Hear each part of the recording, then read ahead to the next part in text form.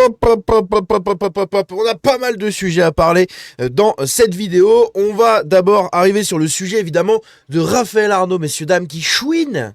Mais il chouine, oui, c'est l'extrême droite, sur ici Vaucluse. Voilà, il a fait un passage d'une quinzaine de minutes.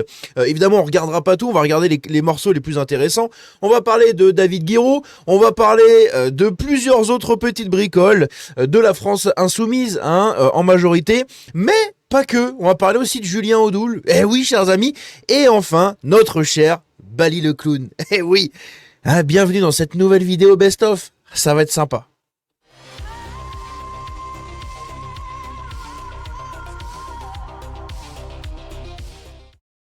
Alors, on va parler de pas mal de petits trucs. On va commencer ici par David Guiraud, messieurs, dames. David Guiraud, le nouveau maire de la France insoumise pour la ville de Roubaix, n'est-ce pas, pour gérer les Roubaisiens et Roubaisiennes de papier. Eh oui, puisqu'il s'agit la plupart du temps de gens qui habitent dans l'hémisphère, qui viennent de l'hémisphère sud. Eh oui, c'est comme ça. Que voulez-vous? Bref, donc on va regarder un petit peu ce qui s'est passé avec lui, puisque ça a fait pas mal polémique. Vous pouvez le voir ici sur un unique post, plus de quasiment 2 millions de vues, 1,8 million. Ça a beaucoup fait réagir sur les réseaux sociaux. Il y a pas mal de gens qui en ont fait des vidéos. Et il y a d'ailleurs, comment il s'appelle, notre bon Nosferatu, désolé pour la notif Discord, notre bon Nosferatu, qui en avait fait une vidéo justement sur la rémunération de ce cher monsieur, puisque, il s'est augmenté les thunes. C'est ça aussi la gauche, soi-disant protectrice des gens du bas peuple, des petites gens. Non, c'est la gauche qui arrive et qui se sert. Ah oui, elle se met la masse de thunes dans les poches. Puisqu'ici, lors de son premier conseil municipal, le tout premier, il n'a pas attendu le deuxième, troisième, première semaine, non. Premier conseil municipal, l'une des premières choses qu'il fait voter, c'est l'augmentation de son indemnité de 10% pour atteindre 4 876 € par mois. C'est magnifique, c'est 500 € de plus que le précédent maire. À côté, il a également augmenté ses adjoints. Très intéressant, il a augmenté les adjoints de son parti, de son camp politique. Et l'opposition, elle a été parquée. C'est-à-dire qu'il a donné d'autres bureaux à l'opposition, des bureaux un peu paumés dans la mairie. C'est assez lunaire. Donc il y a une hausse exceptionnelle pour Arsène Igoussimène, intéressant, qui touchera le maximum légal, soit une hausse d'environ 84%. Pas mal.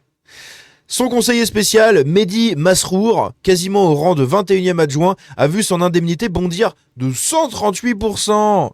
Mais c'est pas mal, c'est excellent, c'est ça la gauche. Elle se sert dans les caisses, voilà, c'est communiste. Ici, on a notre bon Raphaël Arnaud, messieurs, dames. Raphaël Arnaud, qui... qu'est-ce que vous voulez que je vous dise, en fait, sur lui? Je sais même plus quoi dire, en fait, à force. C'est assez relou. On va écouter ce qu'il a à nous dire, parce que je sais même pas comment analyser ça.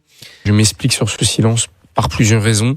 D'une part, évidemment, les menaces de mort qui m'ont conduit à faire très attention aussi, au fait que je pensais sincèrement que de prendre la parole à ce moment-là, c'était pas forcément une bonne idée pour apaiser de part et d'autre la situation et les débats, et que effectivement j'avais une peur terrible qu'il y ait une violence qui s'embrase dans tout le pays, parce que certains la souhaitaient, parce que certains la souhaitent depuis maintenant des années, et qui se servent de cette situation pour pouvoir l'exprimer, ce qui a été le cas en partie. Il y a eu des alertes à la bombe, il y a eu des menaces au couteau sur des candidats, notamment de la France insoumise, je pense à Strasbourg.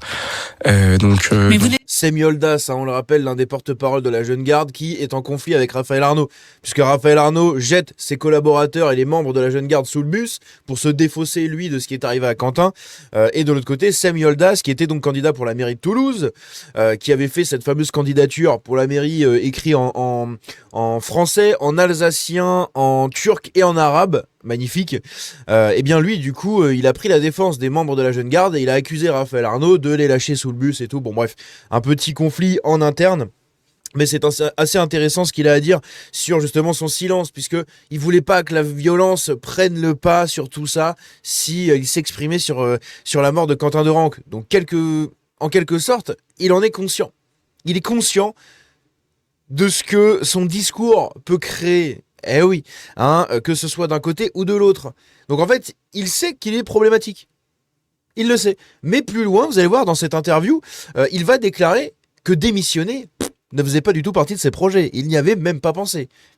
N'estimiez pas nécessaire de donner des explications, de condamner clairement, vu votre proximité avec des personnes impliquées? Mais c'est ce que j'ai fait dans mes communications très brèves. J'ai dit que j'étais vraiment horrifié par la mort de ce jeune homme. Donc c'était des mots certes très concis, mais très clairs dès le départ. Et évidemment, je les maintiens aujourd'hui. Je m'explique. N'importe quoi. À côté de ça ici, justement, il va parler un peu de cette fameuse extrême droite qui est très violente et tout. Encore une fois, hein, toujours pareil, écoutez ça. Même en tant que député, vous savez, le soir de mon investiture, lorsque j'ai appris mon investiture pour les législatives de 2024, il y a 40 militants d'extrême droite qui m'attendaient à la sortie de la gare avec des matraques télescopiques. C'était à Lyon, encore une fois. Bien évidemment. Toujours plus, il y avait une armée, ils étaient 2 millions, il y avait des tanks, des chars, des croix gammées, des trucs, il y avait tout, mais tout. Je redescendais de C'était une armée d'invasion qui attendait Raphaël Arnaud. Toujours plus. Paris, avec des matraques télescopiques, avec des gazeuses pour m'attendre à la sortie du train. Et je m'en suis sorti une extrémiste, notamment grâce Heureusement, il est trop fort. à la mobilisation, là, pour le coup, des agents de la SNCF, mais pas que, aussi parce qu'on les connaît bien et que je suis sorti par une sortie qui évitait justement de faire face à ces violences. Donc en fait... Ah, donc lui, il a été privilégié. Monsieur le privilégié qui a sa petite sortie par derrière pour éviter la foule, pour éviter le danger. Voilà, il a été exfiltré. Ouais, petite fiotte, va. C'est toute ma vie militante à partir... Il passe sa vie, en fait, à nous dire, oui, mais la violence, c'est violent, machin, il faut répondre avec les poings et tout. Mais quand il est tout seul, en face de plusieurs personnes qui lui en veulent, hop, il prend la poudre d'escampette, il passe par la porte arrière, il sort camouflé, exfiltré par la police, tout va bien. Tout va bien. Et ce mec-là, il va nous dire, non, mais moi, je suis bonhomme, moi. Eh, les racistes, là, oh, oh, oh. C'est un truc de ouf. S'ils étaient pas 150 contre la quarantaine de mecs d'extrême droite là, s'ils étaient pas 150 antifa, en fait, il se passe rien quoi. En gros, c'est toujours pareil. Sur le moment où on est engagé contre l'extrême droite, on fait face à de la violence. Ben non, tu fais pas face à la violence. T'es pas sorti en mode oh, qu'est-ce qu'il y a? Venez. Non, t'es pas sorti comme ça. Quand t'as vu le truc, t'as fait comment je vais faire? Est-ce que je peux pas passer par la porte de derrière, s'il vous plaît? Est-ce que vous pouvez m'aider à m'en aller? S'il vous plaît, j'ai peur. Putain. Et c'est pour ça, pour répondre à nouveau à la question que vous m'avez posée tout à l'heure, on peut pas esquiver cette question-là. Ça veut pas dire qu'il faut tout faire, encore une fois, pour éviter de la faire grandir, cette violence. Mais On peut pas esquiver cette question-là, mais t'as esquivé les gens. à partir du moment où on prend position contre l'extrême droite, on fait irrémédiablement face à cette violence. Et que ça soit même à l'échelle de journalistes, de chercheurs, d'historiens. Oui, des journalistes de CNews qui se font agresser, les journalistes de Frontières qui se font dégager de l'Assemblée nationale, les journalistes de Sud Radio, une fois qu'ils s'étaient fait aussi emmerder. Ouais, toujours pareil, quoi. Pas seulement des militants politiques. C'est toute personne à un moment donné qui vient s'opposer à l'extrême droite ou qui vient amener une certaine contradiction, fait face à cette violence. Et donc il faut y réfléchir et voir comment y répondre. Il a vraiment une tête de demeuré en plus, c'est incroyable. Ici, qu'est-ce qu'il nous raconte? Démissionner ne m'est jamais... Ah oui, il va parler de sa démission, justement. Je me suis évidemment posé la question de l'engagement à toute échelle, pas seulement la question de la députation. Je pense que ça doit traverser tout militant politique, peu importe le poste avancé ou non de son engagement. Oui, la question de l'engagement est posée dans ce genre de drame, parce que ça vient bouleverser plein de choses. Ça vient interroger beaucoup de combats, beaucoup de questionnements que j'avais jusqu'ici, et aussi ça venait réveiller tout un tas de choses que j'avais vécues lorsqu'il y a des militants d'extrême droite qui viennent jusqu'à mon domicile, ce qui est arrivé à plusieurs reprises, qui viennent menacer ma famille, etc.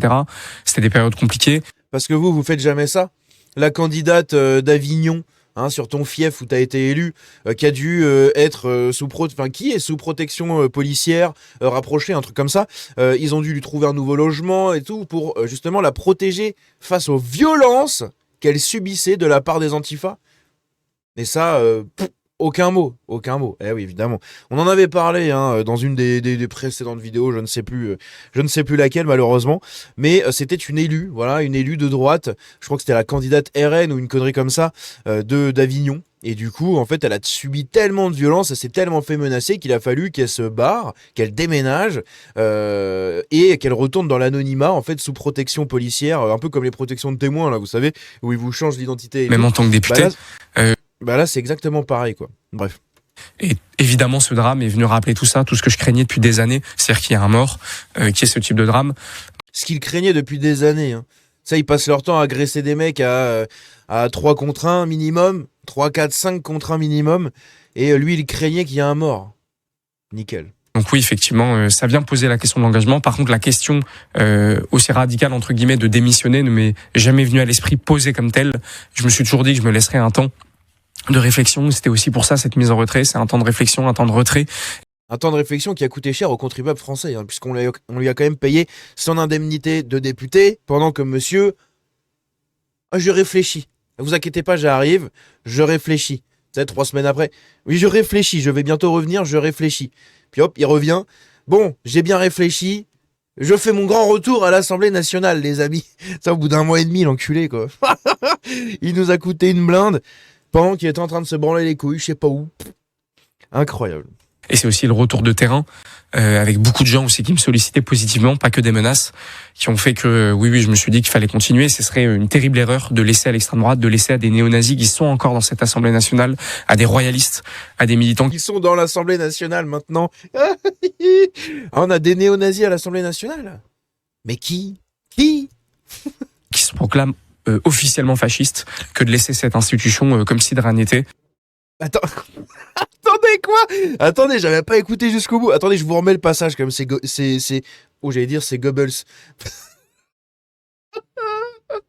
Oh, le lapsus, j'allais dire, il est en train de parler comme Goebbels en mode, tu sais, il invente des trucs pour faire sa propagande. Incroyable, écoutez ça. Une terrible erreur de laisser à l'extrême droite, de laisser à des néo-nazis qui sont encore dans cette Assemblée nationale, à des royalistes, à des militants qui se proclament officiellement fascistes, que de laisser cette institution comme si de rien n'était, de laisser des minutes de silence, par exemple, envers des propos absolument ignobles, nazis, etc. Des propos, mais Quentin a pas parlé, hein. Jusqu'à preuve du contraire, les posts étaient pas vraiment de lui apparemment, hein. C'était des trucs, comme par hasard à la sortie de l'article, les posts ont tous disparu, les comptes sont bloqués, mais les comptes vivent toujours, hein. Ils s'abonnent à des comptes, ils unfollow d'autres comptes. C'est très curieux, hein. C'est très très curieux, il y a des posts qui disparaissent, des posts qui sont créés, bon bref, c'est trop chelou. Mais au secours. Au secours. Donc à l'Assemblée nationale, on vient d'apprendre qu'il y a des néo-nazis maintenant. Donc à l'Assemblée nationale, il y a l'extrême droite. Ok. Maintenant, c'est des néo-nazis. Ok, très bien. C'est des royalistes. Ok, c'est des gens qui se proclament fascistes. Ah bon? Je sais pas de qui tu parles, mon ami. Si tu parles du RN, on en est bien loin. Hein? On en est loin du fascisme, hein. Le RN qui célèbre les mariages gays, qui célèbre la diversité avec Julien Oudoul qu'on va voir juste après. Ouais, on est loin du fascisme, du tout ce que tu veux là, hein. Au secours. Qui font que, oui, il fallait que je poursuive ce combat. Ouais, merci Grand Prince, ça marche. Maintenant, qu'est-ce qu'il va nous dire? Je ne leur ai pas rendu visite. Ah oui, il va parler de ses collaborateurs. En fait, il s'en bat les couilles. Il les jette sous le bus. Non, je leur ai pas rendu visite. J'ai pris évidemment des nouvelles. Donc les collaborateurs de Raphaël Arnaud, 3 qui sont dans cette affaire, hein. Jacques Élie Favreau, qui est son collaborateur parlementaire principal et le bras droit de Raphaël Arnaud en fait, hein, au sein de la Jeune Garde. Il y avait également Robin Chalandard, hein, qui était sous pseudonyme à l'Assemblée nationale, embauché du coup par Raphaël Arnaud, qui d'ailleurs a fait son retour en tant que collaborateur de Raphaël Arnaud, parce que lui apparemment il n'est pas incarcéré en attente du procès, donc il a le droit de continuer à siéger à l'Assemblée avec Raphaël Arnaud, enfin de continuer à travailler là-bas quoi. Et on avait l'autre, j'ai oublié son nom, putain de merde, c'est l'autre collaborateur parlementaire de Raphaël Arnaud aussi. Donc 3 collaborateurs sur 4 qui sont inculpés dans cette affaire autour de Quentin. C'est curieux quand même, hein. Notamment par leurs avocats. Voilà, mais c'est une situation forcément très très délicate. D'autres ont été laissés libres, d'autres personnes de votre entourage. Est-ce qu'elles font toujours partie de votre entourage? Je pense notamment à votre attaché parlementaire Robin Chalandard, qui apparaît toujours comme collaborateur sur la page de l'Assemblée nationale. Il travaille toujours avec vous? Oui, tout à fait. Il est toujours collaborateur parce que sans aucun problème. Tout simplement, il a rien à voir avec cette affaire. Non, il est quand même poursuivi, mais tout va bien. Ça a été très médiatisé et il y a eu aussi beaucoup de fake news de la part de l'extrême droite. Évidemment, il n'était pas présent sur les lieux. Il a été arrêté. Oui, mais c'est un membre de la Jeune Garde aussi, donc en fait, ça change rien. Par la police. Il est soupçonné d'avoir aidé, en tout cas, ou d'avoir logé d'autres personnes. Il a accompagné tout simplement chez sa maman justement un autre qui a été pour le coup. Il bégaye. Lui mis en examen et c'est dans ce cadre-là qu'il a fini en garde à vue. Évidemment, il n'y aura aucune suite à son sujet puisqu'il a rien à se reprocher. Il ne cherchait pas à cacher ou à échapper ou que sais-je, tout simplement à ramener chez sa mère. Il y a les preuves. Ouais, il a fait une jawad. Ouais, je sais pas, moi j'ai voulu juste donner un coup de main, tout va bien. Évidemment de toute cette affaire. Et il continue de travailler avec vous à l'Assemblée nationale. Oui, bien sûr. À côté de ça, qu'est-ce qu'on a d'autre? Ok, donc on a fini Raphaël Arnaud. On va pouvoir passer à d'autres sujets un peu plus curieux, notamment celui-là. Écoutez bien les propos de Adrien Clouet sur le 1er mai. Hein, vous savez, ce fameux 1er mai, c'est en train de faire assez débat. Mais écoutez, on va écouter quelques secondes de comment il parle. C'est la France insoumise. Hein. Encore Adrien Clouet, là. C'est la France insoumise à l'œuvre à l'Assemblée nationale, mes amis. Regardez le cirque que c'est devenu. Accepter le temps libre du peuple. C'est l'unique raison pour laquelle vous détestez le 1er mai, le jour du mouvement international pour la réduction du temps de travail. Ce jour, porté par le mouvement ouvrier dont nous, à la France Insoumise, portons l'insigne avec le triangle rouge au revers de notre veste. Et oui, vouloir supprimer le printemps de notre classe, qu'est le 1er mai, c'est être un ennemi de notre classe. À de vos yeux, on le sait, les êtres humains sont des bêtes de somme qui ne sont bonnes qu'à turbiner sans répit pour que des grands bourgeois partent en vacances. Voici pourquoi, avec 20 jours d'avance seulement, vous voulez supprimer un jour chômé et férié depuis 1947. Et vous ne le faites pas par le débat parlementaire. Allez, ta bouche, c'est chiant. Voilà, c'était juste pour vous montrer, il n'y a rien d'intéressant dans ce qu'il raconte, mais c'était juste pour vous montrer tout simplement, enfin ça parle de l'interdiction du 1er mai, enfin vous savez, comme quoi ils veulent retirer ce jour et tout, bon. De toute manière, peu importe ce qui se passera, on se fera douiller dans tous les sens, quoi qu'il arrive. Donc, vous inquiétez pas, ce sera toujours autant la merde. Mais je voulais surtout vous montrer un peu comment il parle. Voilà. Donc, ce mec, exactement comme nous dit John de Lorraine, ça hurle, ça fait n'importe quoi, ça boit et ça mange avec l'argent du contribuable. On est totalement là-dedans. Hein. Ça, c'est totalement ce qui se passe à l'Assemblée nationale. Mais des deux côtés. Hein. Des deux côtés. Quand vous avez Sébastien Chenu qui nous dit oui, non mais vous avez vidé les caisses. Ça, ils vivent tous au crochet du système, ils ont tous des putains d'avantages dans tous les sens. Il n'y en a pas un seul qui a dit « moi je vais retirer mes avantages ». Vous voyez, Éric Ciotti, il a réduit de 30% l'indemnité et le coût sur la vie publique et sur l'argent public, je veux dire, des adjoints de la mairie et de son salaire aussi à lui, à la mairie de Nice. Voilà, il a réduit de 30% le montant pour pomper moins l'argent public. Voilà. Et de l'autre côté, vous avez des gens à l'Assemblée nationale qui ont chauffeur, machin, tout ce que tu veux, ça becte gratos de partout, enfin bref, c'est un enfer, ça coûte une blinde, et ils sont tous là en mode l'argent public, l'argent public. Oh, c'est incroyable, c'est incroyable. On a du coup Julien Audoul, les amis, qui nous présente une nouvelle adresse gourmande et conviviale à découvrir dans le nord de Lyon, le Trublion à Gron. Voilà. Et maintenant, il fait la promo de cette nouvelle France, Julien Audoul. C'est ça le RN, hein, les amis. J'ai pu féliciter son chef de 21 ans, un nom qui sent bon, le saucisson et le pinard du fin fond de la Dordogne, n'est-ce pas? Aziz Sheikh Mohamed. C'est magnifique. Qui propose une cuisine créative, fraîche et soignée. Je souhaite le meilleur à ce jeune talentueux. On sent qu'ils ont envie de gratter des voix. Hein. Au secours. Qu'est-ce qu'on a d'autre? Assa Traoré, les amis, le comité Adama, du coup, qui a réussi à avoir pas mal de sièges, justement, dans les mairies par rapport aux élections municipales. Puisqu'en fait, il y a une dizaine de membres du comité qui sont entrés dans des conseils municipaux de différentes villes d'Île-de-France. Avis aux quelques blancs qui habitent dans ces villes, je pense qu'il faut maintenant prendre la tangente et s'en aller, voilà, pour récupérer ces territoires plus tard. Mais mettez-vous à l'abri, parce que vous allez vivre un enfer au fur et à mesure. Ça va être relativement casse-couille. Et enfin, on a ici Bali Bagayoko dans une vidéo de 15 secondes, de 26 secondes, pardon, qu'on va écouter, qui nous dit... Bah, vous savez quoi? Je vous laisse la surprise. Écoutez ça. C'est un moment extrêmement important et mouvant, mais en même temps, c'est un acte de résistance, c'est un acte politique pour témoigner de notre solidarité pleine et entière en direction de nos semblables et aussi interpeller les autorités au niveau national pour faire en sorte que la régularisation de l'ensemble des sans-papiers puisse être une action concrète. En France, c'est entre 600 000 et 800 000 étrangers, c'est à peu près 1% de la population, c'est-à-dire quasi rien. Donc il appelle à régulariser les 600-800 000 clandestins qu'il y a en France. Voilà. Bali le clown a encore frappé. Il veut régulariser 800 000 clandestins, putain de merde. Et lui nous dit, oui, mais c'est 1% de la population, on s'en bat les couilles. Bah c'est bien, si on régularise 1% de la population tous les ans, mais c'est magnifique. La France, dans 10 ans, on est 100 millions d'habitants, incroyable, on a renversé le choc démographique, on va relever la France. Non, pas du tout. Non, il faut absolument pas faire ça. N'importe quoi. Et lui, il a exactement le même discours que Laurent Nunez. Donc Laurent Nunez, est-ce qu'il est plus proche de la France Insoumise ou plus proche de la Macronie /LR/ je sais pas trop quoi? C'est quand même un truc de malade, hein. C'est lunaire. 800 000 clandestins que Bali le clown veut régulariser. Au secours. Bref, dites-moi ce que vous en pensez dans les commentaires de tout ça. N'hésitez pas à réagir là-dessus. Abonnez-vous à cette chaîne YouTube si jamais ça vous intéresse, toujours plus de vidéos comme ça. On se dit à la prochaine. Prenez soin de vous. Ciao.